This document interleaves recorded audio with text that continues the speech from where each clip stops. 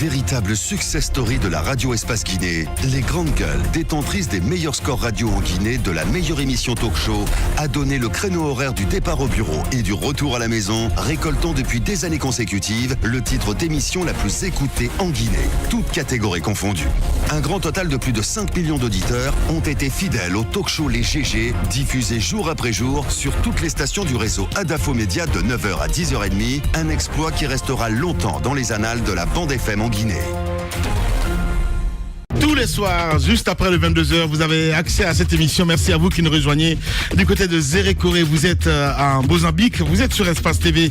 La Guinée à 24 heures de la célébration du 60e anniversaire de son indépendance, alors que de grandieuses festivités donc sont attendues à Conakry et dans les 33 préfectures du pays, avec pour point d'orgue un défilé militaire qui aura lieu au stade du 28 septembre devant une dizaine de chefs d'État invités à cette occasion.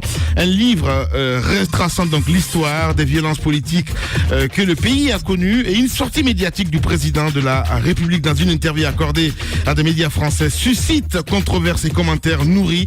Au-delà, ces célébrations interviennent dans un contexte sociopolitique particulièrement tendu à cause de différentes crises auxquelles le pays est confronté en ce moment. Que retenir de la prestation du chef de l'État devant les médias français? Quel bilan peut-on tirer des 60 ans d'indépendance de la Guinée et comment sortir des crises auxquelles le pays est confronté en ce moment? Le numéro 10 du gouvernement est avec nous dans ce studio, mesdames et messieurs. Monsieur Kiridi Bangoura, c'est bien cela, ministre d'État, secrétaire général donc à la présidence de la République. Dans un instant, l'interview à suivre avec nous, évidemment. Beaucoup de réactions des auditeurs avant de continuer, évidemment. Afamoussa Makadjabi qui réagit. Bonjour Lamine, bonjour à toute l'équipe. Bienvenue à Mafoudia. Les 8 conseillers ont balayé l'ancien président de la Cour constitutionnelle. Ces 8 conseillers ont été balayés par le greffier, M. Daïkaba, et aujourd'hui c'est l'inspecteur Moussa Moïse qui balaye tout sur son passage avec objectivité, impartialité et sérénité, et le peuple est libéré. Maître Daïkaba, balayeur balayé. Merci Moussa Moïse Silla. On reste dans le sillage avec la réaction des auditeurs sur Twitter, entre autres. Oui, Abaka, sur Twitter, comment est-ce possible? 12 millions de francs guinéens ont applaudi un discours tellement direct et concret qui n'émane même pas de vous, Monsieur Khalifa Sall. Je suis choqué. C'est Diallo Abdoul qui nous envoie ce message sur notre hashtag EspaceGG. Beaucoup de réactions évidemment des auditeurs. Ahmed Tidiane-Ba qui réagit. Le président avait besoin de passer un message et il savait que RFI TV5 était internationalement bien choisi. Je ne vois en aucun cas la place d'un bilan à présenter devant eux, mais parler des 60 ans d'indépendance de la Guinée en attendant, buvez. Ok, merci pour la pub. On a Al-Hussein Fadiga aussi qui réagit. Merci Moussa Moïse pour cette tonne d'informations sur la Cour constitutionnelle guinéenne. J'espère que les gens ne diront pas le verdict à la place du juge.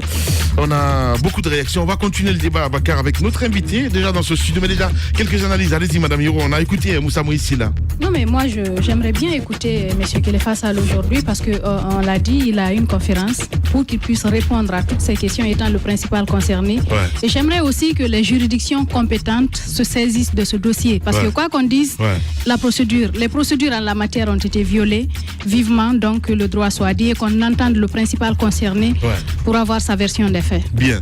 Allez-y. Non, ce que moi je dis en peu de mots, c'est que moi je salue l'enquête de Moussa Moïse, parce que il faut dire que la plupart du temps, dans notre pays, on a souvent fait dans la précipitation.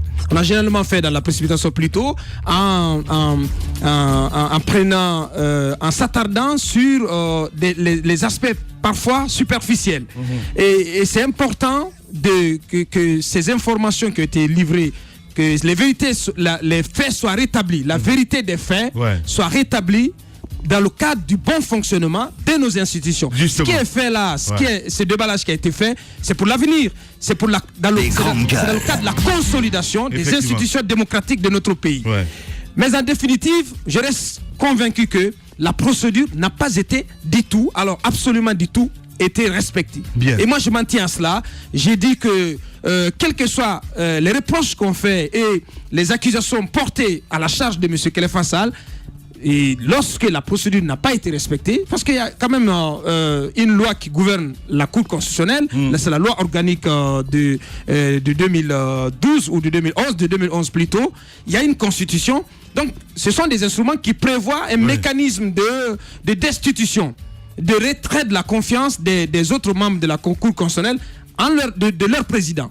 Lorsque cette procédure n'est pas respectée, je pense que tout ce qui peut être reproché à X ou à Y ne peut pas du tout prospérer. Bien. Je pense que le président de la République doit prendre sa décision à l'aune, surtout du respect de la forme de la procédure qui doit donc prévaloir en matière de destitution du président de la République. Bien. Je sais que M. Khalifa Sall, c'est vrai que c'est des soupçons qu'on entendait et l'enquête de Moussa Moïse a permis quand même d'en savoir un peu plus. Ouais.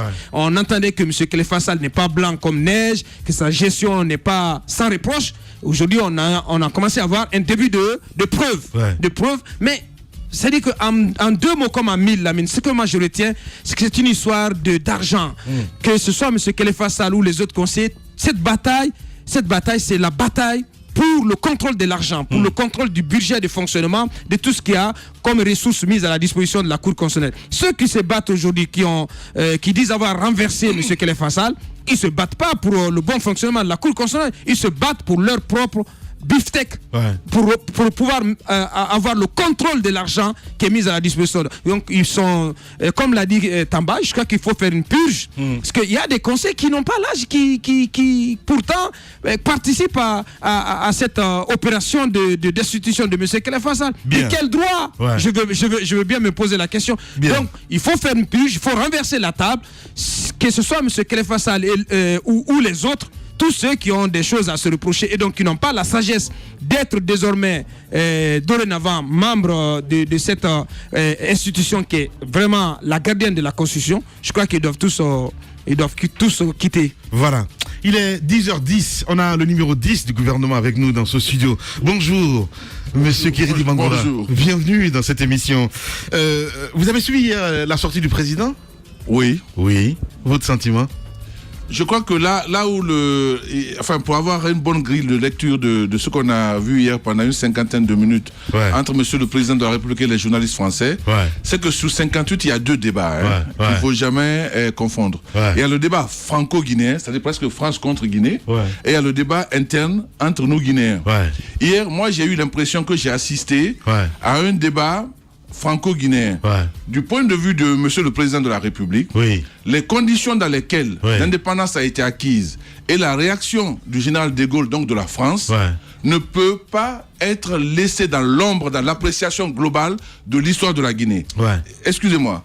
Du point de vue français, tu le sais, je le sais, il y a toujours cette propension de dire: est-ce que vous ne regrettez pas votre indépendance par hasard? Est-ce que si vous avez dit oui, vous ne serez pas mieux aujourd'hui? Vous savez, entre les peuples, il y va comme entre les hommes. Il y a ce que nous avons tous comme relation de complexe. Entre nous et la France, il y a cette relation de complexe qu'on a osé dire non. Et souvent, il nous est reproché peut-être: ah, si vous n'avez pas dit non, peut-être que vous ne serez pas là où vous êtes. Et nous, de notre côté, on a envie que les Français assument que quand on a dit non, sans qu'ils aient tiré sur les populations guinéennes, sans qu'ils aient détruit les bâtiments à Conakry, ils ont quand même handicapé le jeune État. C'est-à-dire que la France est partie avec les archives, avec les études de tous les projets de développement. Quand le franc CFA... Un citoyen guinéen qui parlait hier ou un président de la République? Je crois que c'est un citoyen guinéen qui parlait hier. Bien. C'est ce que j'ai...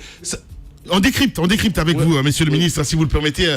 En ce qui concerne l'impunité, par exemple, on va écouter quelques extraits, si vous le voulez bien, pour ceux qui n'ont pas suivi évidemment l'intervention hier à la télévision sur TV5 Monde. Le président, quand on posait évidemment la question sur l'impunité, Alpha Condé. Monsieur le Président, quand on parle de réconciliation, est-ce que ça passe pas aussi tout de même par la lutte contre l'impunité? Madame, je suis arrivé au pouvoir en fin 2010. Pendant 2 ans, l'opposition a mis les enfants dans la rue pour nous empêcher de travailler. Quand je suis arrivé au pouvoir, la Guinée n'a jamais terminé un programme avec le Fonds monétaire. On n'avait même pas les PPTE. Et malgré cela, nous avons eu des PPTE. 2 ans après, nous avons eu des Bolatomacé. Donc, la réconciliation nationale suppose d'abord qu'on puisse faire face aux besoins primaires des populations. C'est nous qui avons demandé à la Nations Unies de mettre en place une commission de réconciliation. Et je vous fais remarquer pour cela, nous avons fait une réforme de l'armée que le général Clément Bolé, qui à l'époque était au Quai d'Orsay, a dit que c'est pas une réforme, c'est une révolution. Nous avons mis en place une commission. On a présidé par l'évêque et le grand imam. Ils ont fait un très grand travail de témoignage. Ils ont déposé leur rapport. Nous sommes en train de préparer une loi au Parlement pour créer une commission vérité et réconciliation pour terminer. Nous sommes en train de travailler dessus. C'est pas en 1 an, 2 ans, 3 ans qu'on finit. Donc on ne va pas polariser l'histoire de la Guinée uniquement sur ça, c'est-à-dire pour montrer que la Guinée était négative en masquant les conditions. Moi, Chirac m'a dit, président, je ne comprends pas. De toutes les colonies françaises, c'est la Guinée qui avait le plus d'avenir, je ne comprends pas. Mais qu'on comprenne aussi, je vais vous faire remarquer que la France avait décidé de faire de la Guinée le pays qui allait développer la messagerie de la sidérurgie et que la France avait fini le tir du barrage de Kounkouré. Mais à l'indépendance, tous les Français sont partis avec toutes les études et tout. On se retrouvait à zéro. Donc, il n'y a même pas eu de coopération, alors qu'ils avaient fait toutes les études pour qu'on fasse le barrage le barrage de Kounkouré. En partant, ils sont partis de toutes les études. Donc, on a voulu anéantir économiquement le peuple de Guinée. Bien. Sur la réconciliation, on a écouté le président Condé, Tarba. Alors, je pense que le président de la République n'a pas bien saisi, c'est mon avis, c'est mon analyse, n'a pas bien saisi la question de la journaliste. Le journaliste a mal posé la question. Alors, non, je pense pas que ce soit cela. Je ne pense pas que ce soit cela.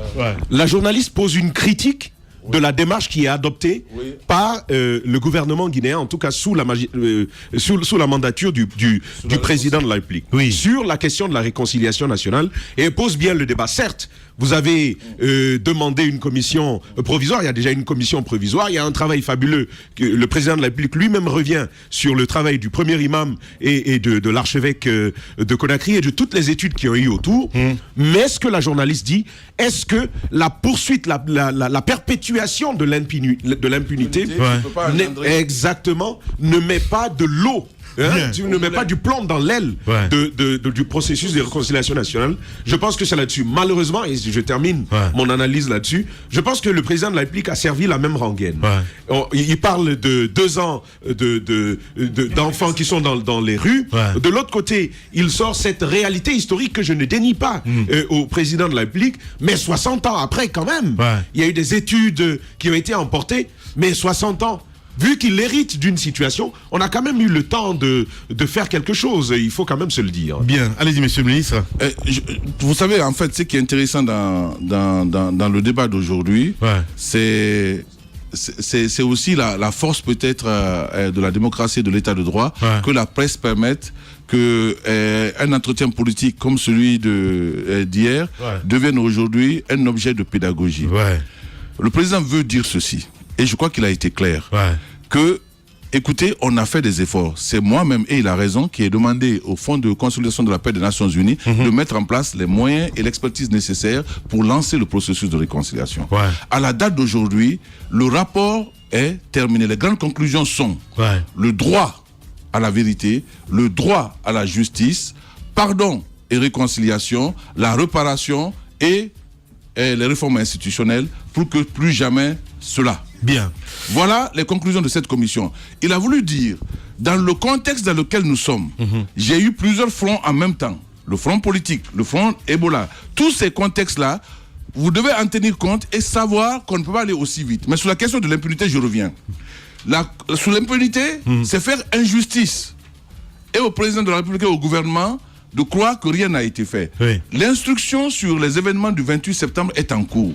Le président est un juriste et il a une position de principe sur les questions de ce genre, c'est de ne jamais se mêler.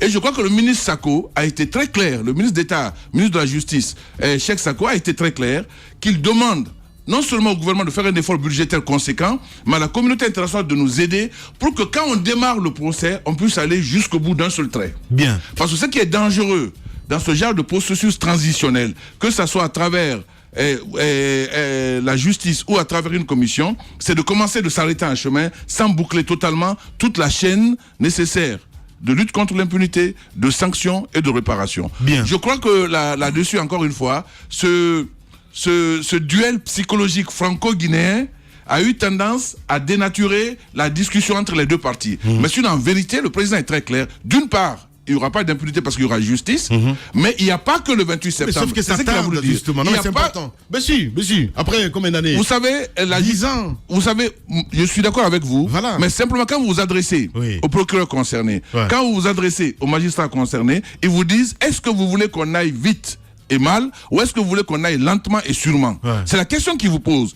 Et quand vous vous penchez un peu sur la complexité d'accusations publiques, dont beaucoup de sujets ont été objets, quand vous pensez à la douleur de ces femmes, de nos sœurs, de ces femmes, quand vous pensez à cela, vous n'avez pas envie que quelqu'un, parce que le procès a été mal préparé, vienne dénier à cette femme le droit à la justice, le droit à la réparation. Vaut mieux préparer sérieusement pour que le jour où on démarre, cette femme-là, ce jeune homme-là, ce monsieur, ce militant d'un parti politique quelconque, puisse vraiment être restitué dans son droit à la justice. Mais si aussi on va n'importe comment et rapidement, on peut se retrouver avec presque des accusés mieux préparés que les victimes. Voilà, c'est ça la crainte, mais je crois que la justice continue sur ce dossier-là et il n'y aura pas d'impunité sur les crimes. Voilà, on va essayer de parler de nos institutions parce que ça a été question évidemment en ce qui concerne les difficultés que rencontre aujourd'hui la Guinée avant que le président évidemment s'emporte. On écoute le président Alpha Condé. Est-ce que les difficultés que rencontre encore aujourd'hui la Guinée en termes de développement, vous avez fait des réformes sur le plan institutionnel pour créer, vous avez dit que vous aviez hérité d'un pays, pas d'un État. Vous avez fait des réformes pour créer un État et ses institutions. Mais le pays est toujours aujourd'hui en difficulté, notamment il ne décolle pas économiquement, même si ces dernières années, la croissance...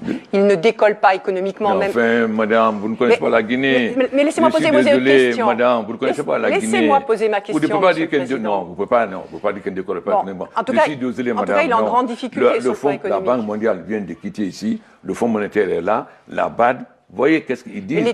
Comment dire qu'ils ne décollent pas économiquement? Quand je suis arrivé, quel était le PIB de la Guinée? Comment vous expliquez que les gens... Il est en grande difficulté quand même pour la population aujourd'hui. Mais quel est le pays? Est-ce que la France, vous n'avez pas beaucoup de difficultés? Attendez, s'il vous plaît. Est-ce qu'il n'y a pas les banlieues de gens pauvres, etc.? Est-ce que c'est en 7 ans que je vais, comme par miracle, résoudre le problème de la Guinée? Mais je ne vous demande pas votre... Je ne suis pas sur votre bilan, quand je suis venu, quand je suis venu, la Guinée n'avait que 100 mégawatts. Nous avons des barrages. Depuis 1927, que la France a été le barrage pour faire les barrages de concours. Quand je suis venu, il y avait un seul barrage, Garafili, 75 mégawatts. La Guinée n'avait pas plus de 110 mégawatts quand je suis arrivé. En moins de 5 ans, j'ai fait le barrage de Caleta qui fait 240 mégawatts, le double de ce qu'on avait avant. Nous sommes, s'il vous plaît, vous dites que la Guinée ne décolle pas. Nous sommes en train de faire le barrage de Swapiti qui va finir, qui fait 450 mégawatts. Avant fin 2020, nous aurons fait 1000 mégawatts alors qu'on n'avait que 100 mégawatts. Quand je suis arrivé au pouvoir, l'inflation était à 28%. On n'a jamais terminé un programme avec le Fonds monétaire. Aujourd'hui, l'inflation à 8%. Nous avons terminé le programme PPTE. Nous avons un deuxième programme. Monsieur le Président, qu'est-ce que vous faites? Non, s'il vous plaît, vous dites que la Guinée ne décolle pas. Non, il faut que les gens sachent la vérité. Que ce que vous dites ne correspond pas à la vérité. Il n'y a pas fait d'enquête pour savoir. Qui est sous le seuil alors, dans les autres pays africains francophones... Mais on parle de la Guinée, Non, pardon, nous parlons de la Guinée. Dans les autres pays francophones, il n'y a pas de pauvreté. Il n'y a pas de pauvreté. Mais on parle de la Guinée, nous sommes ici avec vous. Pourquoi le chômage est aussi élevé dans votre pays? Quelle est votre analyse de ce chômage? J'ai dit simplement, quand je suis venu, il faut voir où était le PIB de la Guinée, où on en est aujourd'hui. Quand je suis venu, la Guinée a plus de la moitié des réserves mondiales de bauxite. Quand je suis arrivé, la Guinée ne faisait que 13 millions de tonnes. L'année prochaine, on arrivera à 100 millions de tonnes. Quand je suis venu, les paysans ne connaissaient pas l'engrais, les paysans connaissaient l'engrais. Aujourd'hui, et les Nations Unies, et la BAD, tout le monde félicite la Guinée pour sa politique agricole. La preuve, la BAD a choisi 2 pays par région pour le transfert de technologie d'Amérique latine. Les grandes gueules d'Adafo Média, seule émission dans l'histoire de la radio en Guinée à franchir le cap des 5 millions d'auditeurs. À Bokeh, Cancan, Labé sur Radio Espace Région. À Kindia sur Kanyazik. En forêt sur Saheli FM. Meilleure émission talk-show panafricaine sur le continent, jamais éditée dans la sous-région. Bienvenue chez les GG. Ici, on ne prend pas de gants.